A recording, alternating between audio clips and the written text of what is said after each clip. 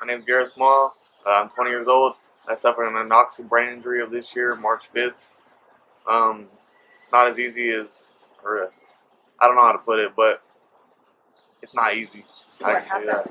And I was in drug rehab, and I was taking Suboxone, and I ended up throwing up in my sleep, and I didn't wake up to my sleeping meds, so I ended up throwing up and asphyxiating my own vomit, and had multiple strokes in both hemispheres of my brain, and I was in a coma for a week, and then I was in the hospital for 3 weeks after that. So I actually had a really speedy and fast recovery.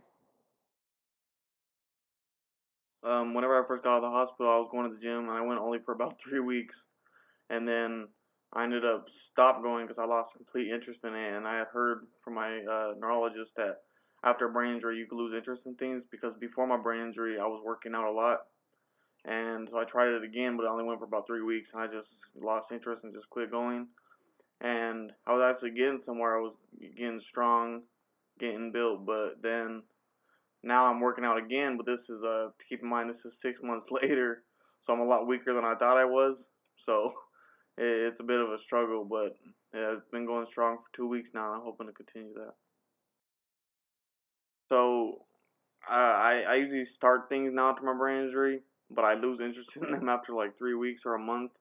Like playing my game, I'll do for like 2 weeks, and then I'll like for like every day for 6 hours straight, I'll play my game, and then now I don't play my game at all. It's been like 3 weeks because I lose interest in things. I'm trying to keep going to the gym.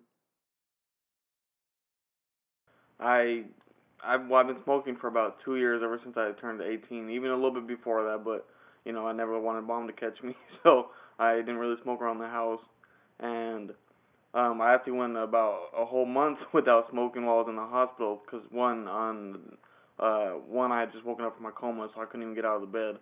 But then whenever I got to Barrows, I couldn't smoke on facility grounds. So I mean, I'm still smoking, but it's really hard to quit. I don't know. People always say it's really hard to quit, but if you put your mind to it, you can. But it's just really hard for me. I mean, it's a mental thing for me. Like it helps my anxiety whenever I feel anxious. I smoke and it makes me feel better, but it's just a mental thing. So I just need to get over that.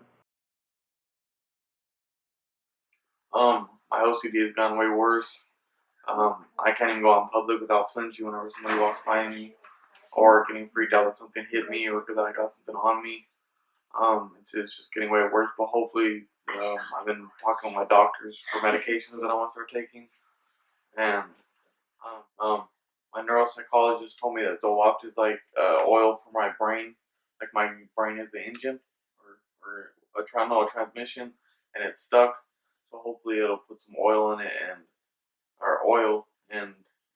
get my brain going right.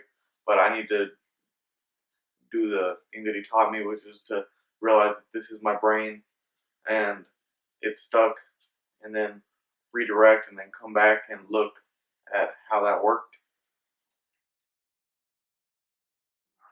So before my brain injury, I love tattoos. I don't know, something about them, the art, and I love getting tattoos.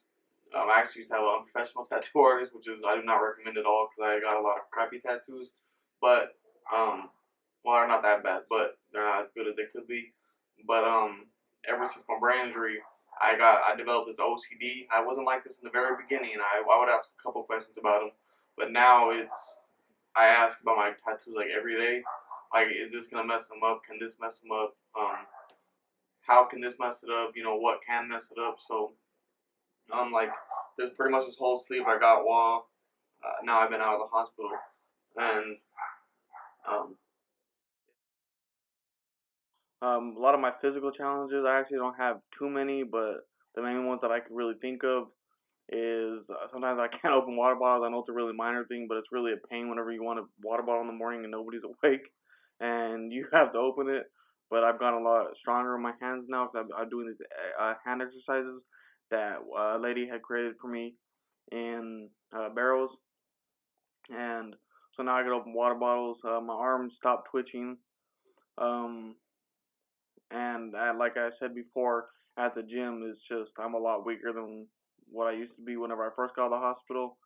Like for instance, I used to be able to bench press like 180 pounds, and now I can barely bench press 60.